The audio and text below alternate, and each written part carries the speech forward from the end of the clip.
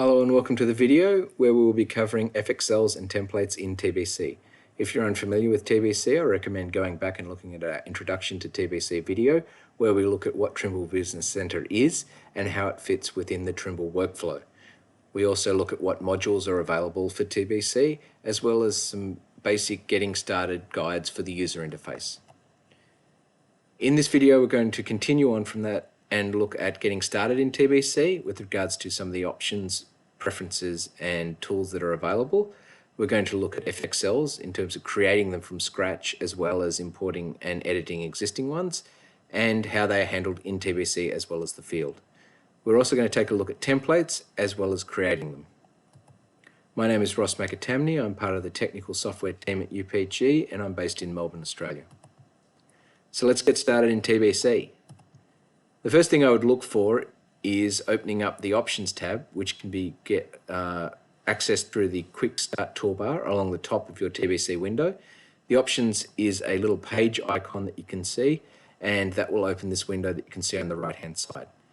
Now, this can be accessed in different locations throughout TBC, but the Quick Access toolbar is the best location to find it. This houses options with regards to how TBC looks and feels. Here there are things like file locations, button sizes, linking to external services, turning on and off the point cloud, language settings, internet download options. All of this can be found here. You can export some of these settings out and share them with coworkers if you want though. The first thing I would do in the options menu is turn on the Use Large Icons for Quick Access toolbar option. It's the bottom option on the left-hand side of the tick boxes in the middle of the screen here, and this will make the icons along the top of the screen bigger as well as the icons in the Project Explorer bigger. If you're using point clouds, there is an option in the point clouds group here to turn off point cloud colorization on import. What this means is when you import your point clouds, it won't run through the colorization step. This step can be achieved later, so you won't be missing out on it. It just means you'll get the data into TBC quicker at that initial step. Another thing that you should be aware of when you're starting up TBC is the project settings. The project settings are things that will be stored in a template, and that will be able to be shared within that template with other users. In your project settings, you'll find things like coordinate information, units, baseline processing parameters, tolerance settings, as well as a whole heap of view options and other settings. The coordinate system is sitting on the Coordinate System Manager in TBC, which is used by several products that Trimble has. The coordinate system is a detailed system that has a preset of most of the coordinate systems and projections used around the world. You can also use this setting to set up your local site calibrations that you have pre-calculated. When you are running a template and creating them, you can set these settings, and each template can have a specific coordinate system or local site calibration associated with it, meaning that you don't have to come back to that setting every time. There are also unit settings in here determining what units TBC is running, and also in terms of the number of decimal places and things like that. There are baseline processing options in here if you are interested in doing GPS baseline processing, as well as the tolerance settings. The tolerance settings are important in TBC because they are what indicates when a flag will be thrown up for most cases. Flags in TBC do not indicate something will be stopped, and they're represented by a little red flag in the screen. Flags generally are an indication that something has fallen outside of tolerance. Tolerance settings in TBC are user definable, and I recommend going through your organization and determining what are the best tolerance settings for the values in this window when starting out. This will mean that you may or may not get more flags. However, it will be identifying information that is relevant to your organization. There's also the View Filter Manager and Project Explorer, which we've talked about previously. The View Filter Manager allows you to turn on and off information individually or as a group, depending on the category of that information. So layers can be turned on and off individually, for example, or all layers collectively by turning off the tick box next to the layer. The same thing happens when you import different data types. So if, for example, you are importing scan data, we will handle scan data as a category in the View Filter Manager where you can turn off individual scans or all scans collectively. You'll also notice down the bottom of the View Filter Manager, there are a whole heap of point informations. This is where we can show point IDs, point symbols, point feature codes, elevations against a point in the plan. The other thing to remember in the View Filter Manager is the raw data category. In the raw data category, you'll notice that there are a whole heap of options, and this will turn on and off the information that shows the line from the point of measurement to the point that was taken. Here you can see, for example, with a total station, you would see a line that goes from the total station setup location out to the point that was captured to indicate where that point was measured from. It will be dark green for total station information or dark blue, for example, for GPS information. This helps you identify where data has come from when you are using multiple data sources in a project. Along with this, there is the Project Explorer to be aware of. The Project Explorer houses the information with regards to what points are and data is in the project. This is where we categorize all the information stored against a particular point. TBC is a point-based system, so we will show you all the shots that are taken against a particular point, and we will use the highest quality point to be the point that is used for the calculation of that location. In terms of point quality, we have control quality, which is a keyed-in point. Then there's survey quality, mapping quality, as well as an unknown quality point. TBC will house all the information and shots for a particular point within the points grouping so that you can see what measurements are taken to that point. You can also use the properties to turn on and off those points if they are affecting the location. In here, you will also see point cloud regions, as well as, for example, scans again, where you can see all the scans. This is where you would find the information by right mouse clicking and going to properties, and that will turn on the properties associated to what is selected.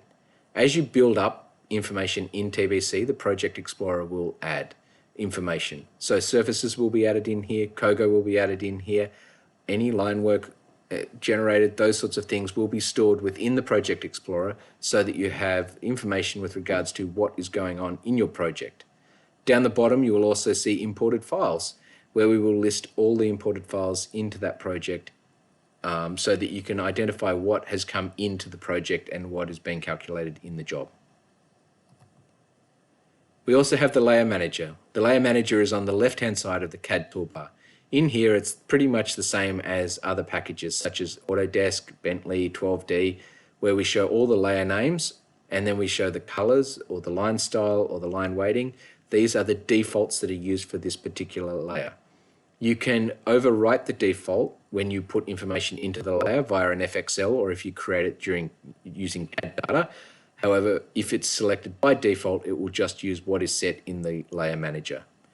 There's also groupings that we can put in the Layer Manager. We can protect a layer, meaning that you won't be able to edit any information within that layer. And there is also an option for a display priority, which will be high, medium, or low. If it's high, then it will be on the top of the layers. If it's medium, it'll be in the central location, or if it's low, it'll be underneath. So this will just allow you to bring data above or below other data within the project. Another thing to be aware of in TBC is sheet and ground units. Sheet units are looking at a scaled factor. Ground units are a one-to-one relationship with what is measured in terms of the ground for symbols and line work. So if you take, for example, a shot to a tree that is 5 meters wide, that will be shown as a symbol in TBC that is 5 meters wide. If you are using sheet units, though, to create that symbol, the TBC will be applying whatever is set as the sheet unit to then give the scale factor for that particular symbol. The reason why this is used is that when we go to export the data out into third-party packages, sometimes there is a requirement that that data is already scaled for drafting purposes. So this is how you would set that scale factor to make sure that the data that you are working on in TBC is at the right scale for when you export it out. Finally, we can look at customizing the view. So customizing the view, we have the options to turn on and off tabs and toolbars. Remember, if you are running a 30-day code, these codes will show you all the tabs and buttons that are available in TBC. If you are purchasing TBC, however, you will purchase probably a module which has a subset of this. So you won't be seeing all the options that you may be seeing now. Along with this, you can create new toolbars and put your own buttons into those toolbars and share them within a company if you want to. So this is entirely customizable. Along the top two, you can add and remove buttons to the quick access toolbar, which means that you don't have to go finding a particular command somewhere else in TBC.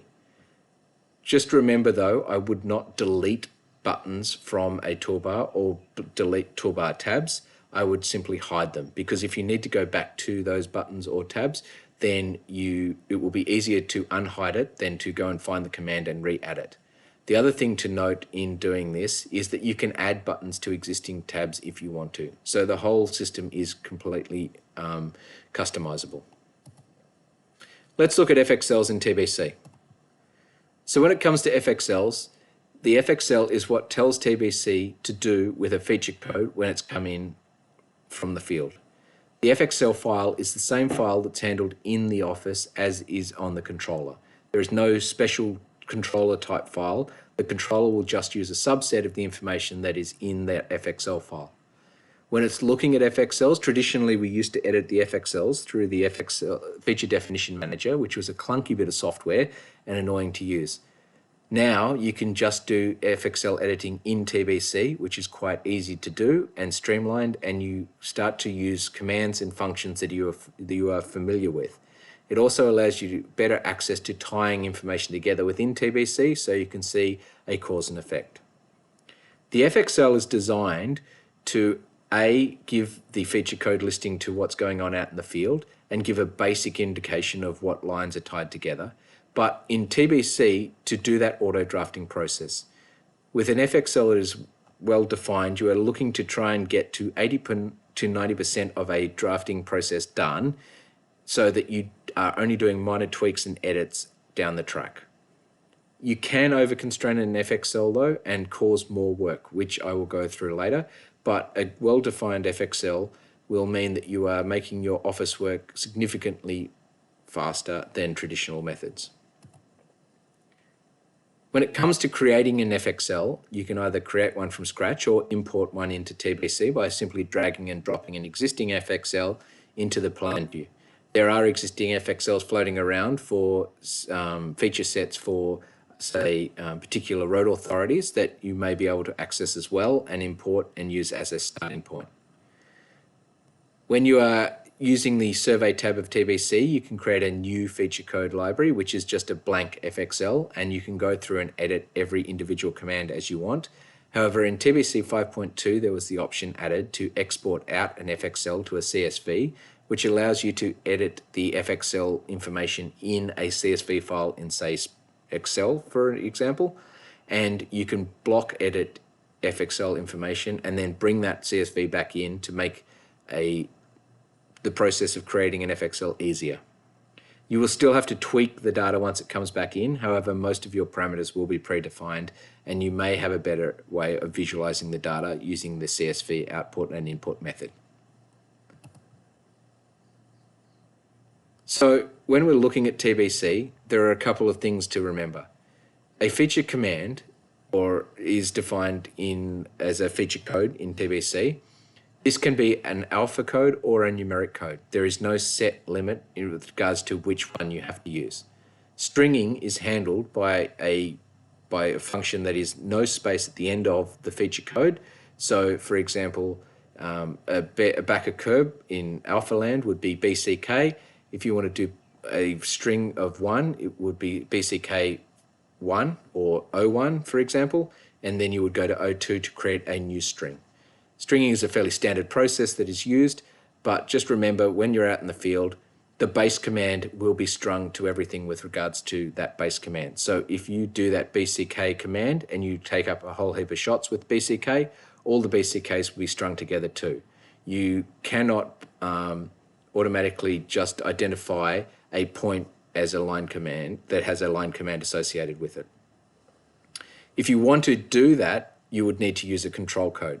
So control codes are things that give you flexibility with regards to what's going on to take your feature code to that next level. Now, control codes, remember, don't need to go out into the field and be used in the field necessarily. It's good to define your control codes in the Office though, because if you are doing Office editing of feature codes or creating points from scratch, you can use these control codes in the Office, and it will make your life easier for doing things like no join to points, as I used in the previous example, creating arcs and tangents and curves, closing out lines, and also joining to points. There's a whole heap of commands in here that are worth looking at, and I would put them in the feature code library just to have them there, so that if at least it's helping the person in the Office, then that will make their life easier. When you look at a particular command in TBC, there are a couple of components that it's worth noting. These commands, when you look at an FXL, you can right mouse click and open the properties window, and in the properties window it will show you this information that you can see on the right hand side of the screen here. We break up this information into different categories. So in terms of each feature code will have a feature definition. That's the top three items here. That's a name, a code, and a category. The name is the actual feature code name. The code is what is used out in the field. As I mentioned previously, this could be alpha, it could be numeric, or it could be alphanumeric. All it's doing is saying, if this is found as the feature code in the field when it's in TBC and being processed, this is how I handle it and what I do with it. The one underneath there is for a category. So if you categorize your feature codes into things like vegetation, roadwork, or those sorts of things, that can be defined in the category. Points are also defined in TBC. When we're looking at a particular point that's created, once a feature code is processed, we can determine whether that point is included in the surface. This becomes important later on when we're looking at the generation of surfaces.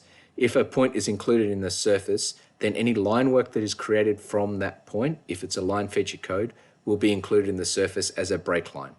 If the point is not included in the surface, then any line work included in that point will also not be included in the surface.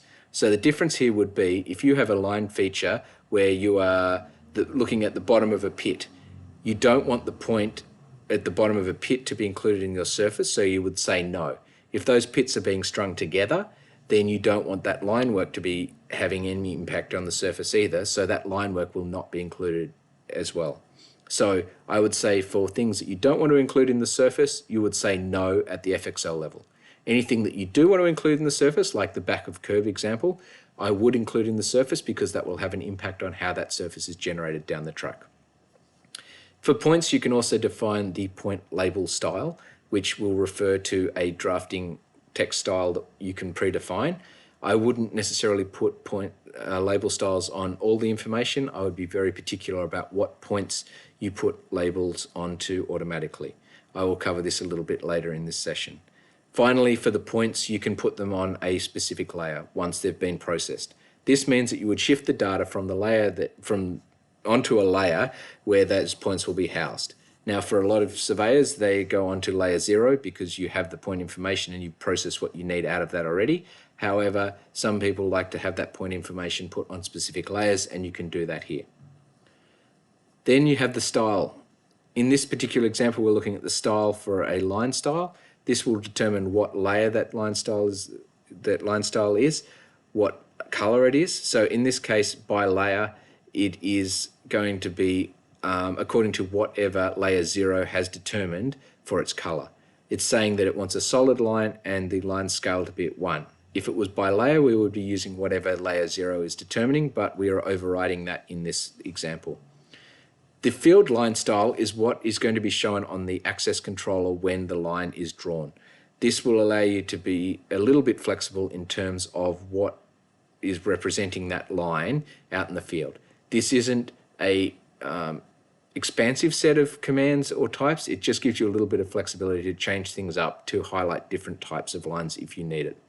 Finally, there is a label style that you can apply to lines. I would again be cautious about how I would do this, and I will cover that a bit later. With regards to lines, you can edit and create your own line styles in TBC using the line type editor for creating and editing lines, as well as managing what line styles there are. The same is with symbols, where you can edit and manage the symbols via the symbol editor or the symbol manager. You can also import a symbol from a DWG file. It does not need to be a symbol file. So if you have a symbol that you want to use and you have it stored and drawn and saved as a DWG, you can import that symbol into TBC and use it that way. With regards to anything that's in TBC, we can store attributes against all feature code entries. So attributes can be no attributes, so you don't need to have attributes, or you can have as many as you want. So these can contain all sorts of different types of information: text, numeric, integer, date, time, list, file, and photo.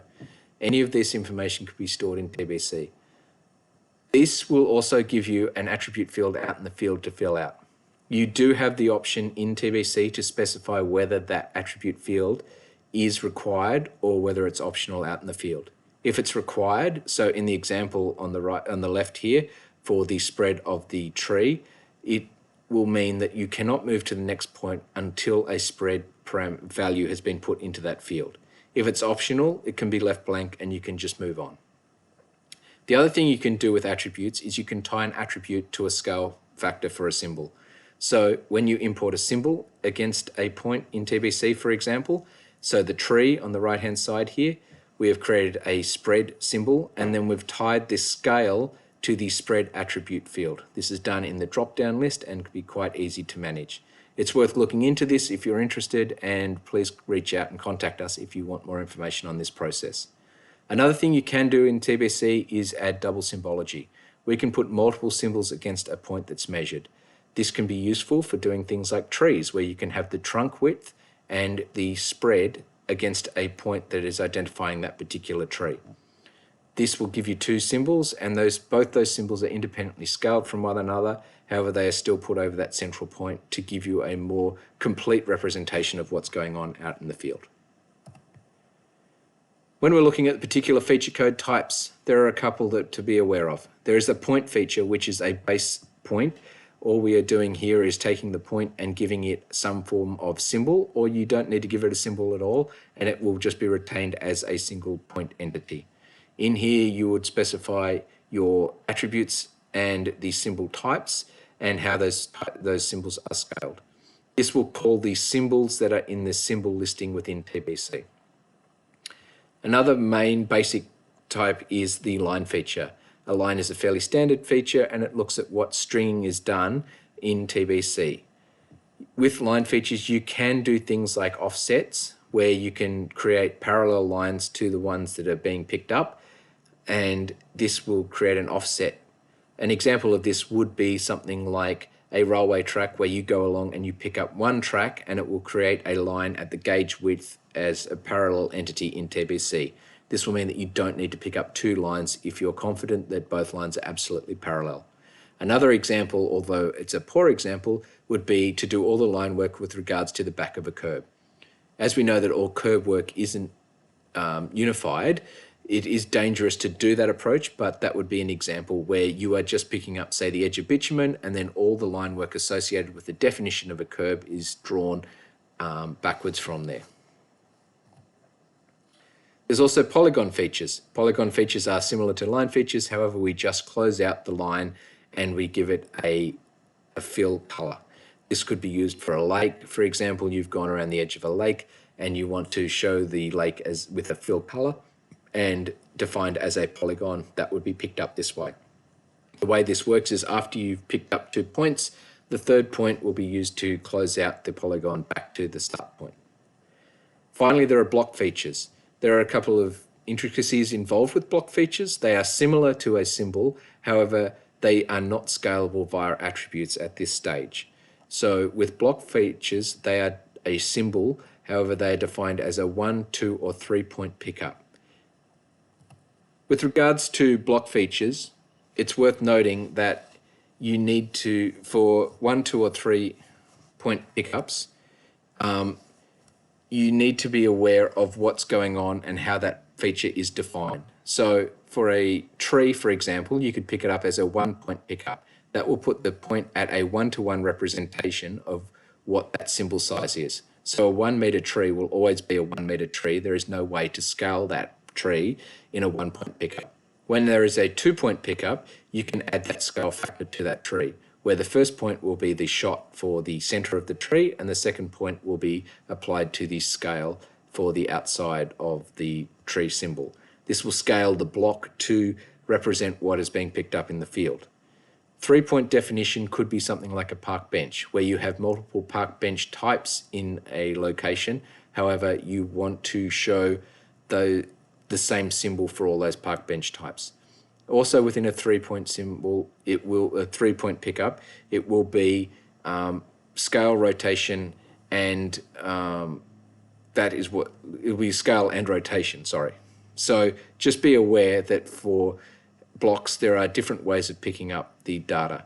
Now this will be different to a symbol. A symbol you can only scale according to an attribute, whereas this is scaling for a second pickup, so you will need that additional point pickup out in the field.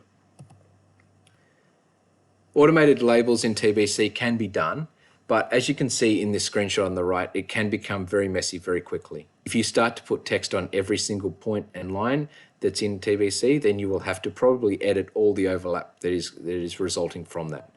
I would personally pick a couple of points maybe, or not do any automated line work at all, automated labeling at all when you are using your FXL, and do your labeling at a later date, which can be done in blankets according to a layer. You just select all the points and label them.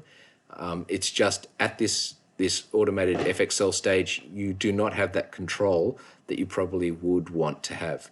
Another thing to note is for line work, we will put a label at every line segment that is drawn. So every line that is between 2 points will get that particular label style.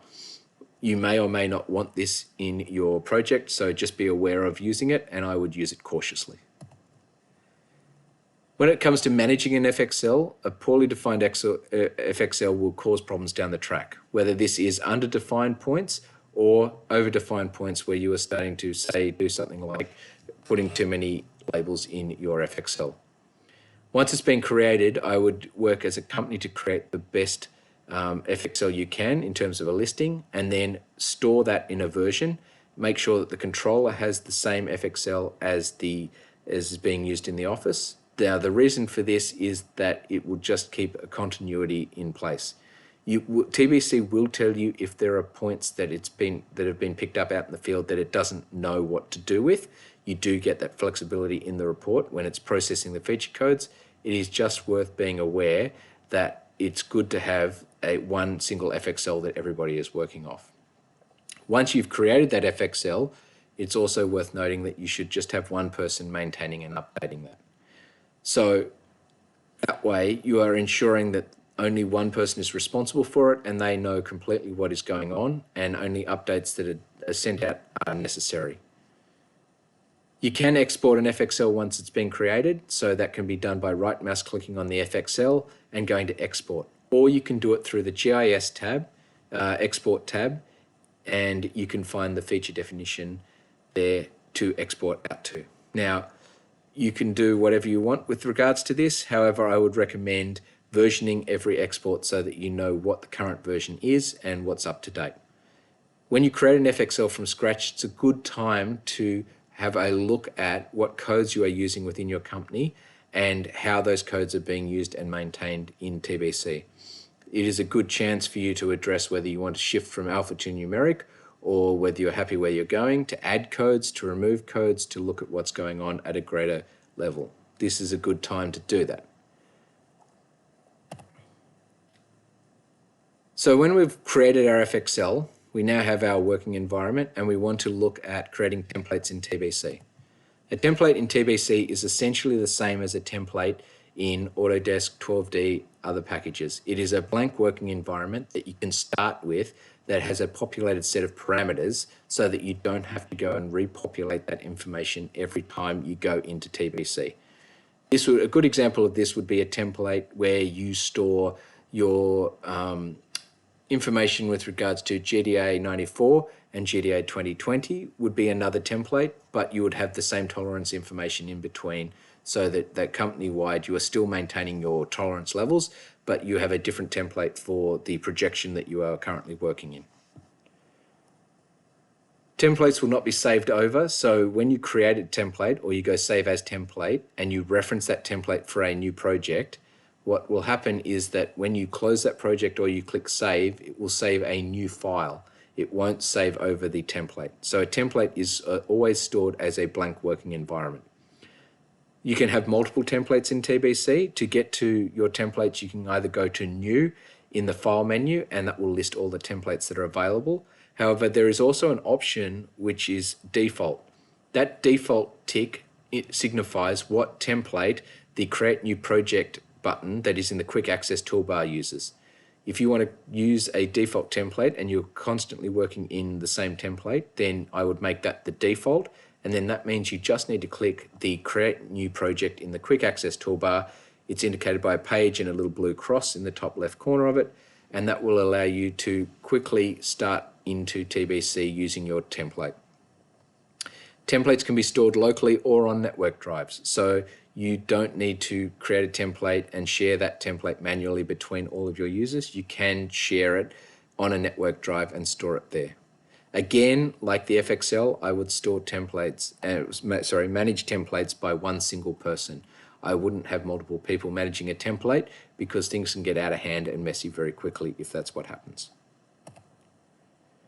In terms of creating a template in TBC, I would start with a blank project. So make sure that you are starting with a blank project template and work through the project settings to ensure that each setting that's in there is desired. I know that this will be time consuming and it will be a bit of a pain. However, it's worth it in the long run because you will know what settings are being set underneath the hood in TBC. I would import the FXL into TBC at this stage once you've done all the project settings and set your projection or your local site calibration, and I would make sure that the FXL is correct. If you need to modify your FXL, then I'd modify that. If you do modify it, I'd export that out and make sure the controllers are using the new version, not the existing one that you started with. I'd then import a desired drafting template set if you want to do that. If you want more information with regards to both how to process with an FXL or the drafting templates, we do have future modules that are going to be covering this information. Then you can do something that's a little bit different where you can import any relevant data for the template. So you can, when you click Save as Template, any information stored within that project at that time will be saved. So this also includes things like points or line work. The example where I would suggest that you could use this feature is if you are working in the same location all the time, you have a set of coordinates for the control network that's there that you need to reference constantly in your template. You can store that as within the template so that every time you create a new project using that template, those control points will be located. Once you've done that, I check through all the other settings of TBC to make sure that they're all correct. I delete anything that you don't want stored in the plan view and make sure that once you've done all that, you save the template as in the file menu and store it in its appropriate location. That's pretty much the entire step for doing this. Here's an example here where we've started with a blank project. I've imported, I've opened up the project settings and we've given a coordinate system. Then we've imported the FXL in the bottom left-hand screen here, and then we've gone Save Project As to create the new template.